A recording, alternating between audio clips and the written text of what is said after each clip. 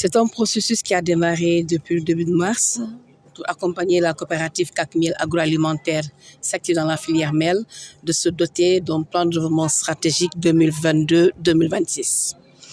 Et nous avons parcouru toutes les différentes étapes de la diagnostic à l'identification de la vision, à la déclinaison également des axes stratégiques sur lesquels la CAC Miel doit s'engager dans les 4 années à venir. Et c'est aujourd'hui l'étape de la restitution avec les autres acteurs, c'est-à-dire les services techniques, les collectivités locales, les ARD, les chambres consulaires et éventuellement les banques pour apporter leur contribution pour pouvoir avoir un document de qualité, un document de base, un document de référence pour la coopérative CAC Miel. Nous avons soutenu et nous avons dit également que la CAC Miel devrait posséder ce document. Donc c'est un engagement pris, c'est un engagement également respecté et nous allons également continuer la collaboration par la mise en œuvre de ce document de planification. Mais il faut se dire également que c'est un document de planification que la CAC Miel doit vulgariser au sein des parties prenantes de toute la Casamance naturelle à travers les 3 régions pour appuyer dans sa mise en œuvre, pour comprendre ce que la CAC Miel en termes d'amélioration de la production, les enjeux liés à l'équipement des UTC, la formation également de ses membres, le renforcement du lien d'usage. Je pense qu'à ce niveau, la CAC Miel doit s'ouvrir aux autres partenaires, s'ouvrir aux collectivités locales, s'ouvrir aux partenaires au développement pour également mieux articuler leur vision, mieux articuler également les plans qui sont au sein des collectivités locales. On s'active dans la filière apicole. On a une unité de traitement et de conditionnement de miel qui a été appuyée par le PADEC en 2015. Et depuis lors, on s'y active. Aujourd'hui, on a de nouveaux partenaires, la Soco David Procet qui nous accompagne dans la réalisation vraiment de plusieurs activités, notamment des financements aussi et tout. Donc, je peux dire que vraiment, on a une coopérative aussi modèle qui s'appelle la coopérative agroalimentaire de la Casamance, qui enrôle toutes les unités de traitement et de conditionnement de miel qui sont ici présents dans les 3 régions naturelles de la Casamance. La coopérative s'active surtout dans la commercialisation de nos produits, ainsi que le préfinancement de nos campagnes apicoles, le volet de la production. Il nous accompagne vraiment en financement pour pouvoir s'approvisionner en gâteau de miel, traité dans les unités, puis livré à la coopérative qui se charge de la vente. Aussi, elle nous offre d'autres services.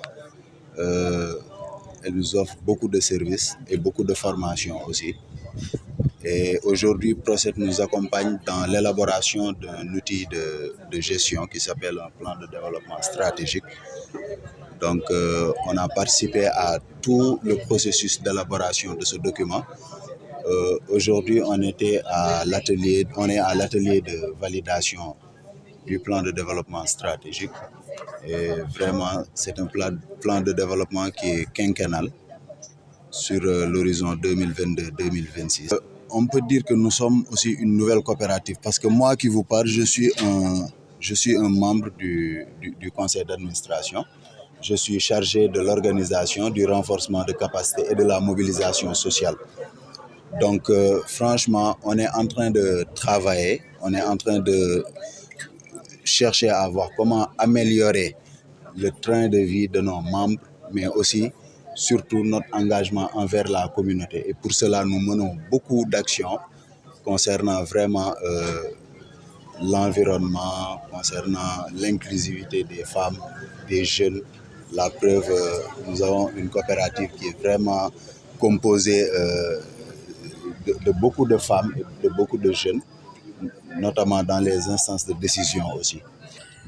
Voilà donc les 2 jours de travaux que nous avons eu à tenir ici au niveau de Sédhiou, c'est de faire le partage et la validation de notre plan stratégique. Et comme vous le savez, le processus avait démarré il y a quelques semaines. Nous étions à Ziguinchor pour faire le bilan des diagnostics qui ont été faits et valider aussi les bilans, partager les résultats des bilans diagnostiques avec le consultant. Aujourd'hui, la phase de Sédhiou, c'était de partager le document et de le valider avec le consultant. Et durant cette phase, on a invité des structures techniques, et les collectivités locales, et pour au moins que ces partenaires, ces collectivités locales puissent apporter leurs remarques, leurs suggestions au niveau de ce plan. Et à la suite des travaux, le consultant doit tenir compte de toutes les suggestions, des commentaires qui ont été émis lors des 2 jours de travaux pour les intégrer au sein de ce plan. Et ensuite, il y aura une dernière validation après avoir intégré ces remarques. Tout à fait. Parce que lors du bilan diagnostique, il a été ressorti 4 axes. Parmi ces 4 axes, il y a un axe qui tient en compte ce volet de la production et de la commercialisation. C'est pour vous dire que c'est un point très, très important qui est pris en compte dans l'élaboration de ce plan. Sédhiou fait partie de la coopérative parce que la coopérative regroupe les 3 régions, Kolda, Sédhiou et Ziguinchor. Donc toutes les activités qui ont été énumérées, les programmes qui ont été énumérés dans ce plan concernent Sédhiou parce que Sédhiou fait partie intégrante de la coopérative agroalimentaire de la Casamance. Le secteur genre, vous savez que le partenaire qui est en train de nous accompagner, qui est Socodévi Procès, qui est financé par le gouvernement canadien, eux, ils tiennent beaucoup à cet aspect-là, l'aspect genre.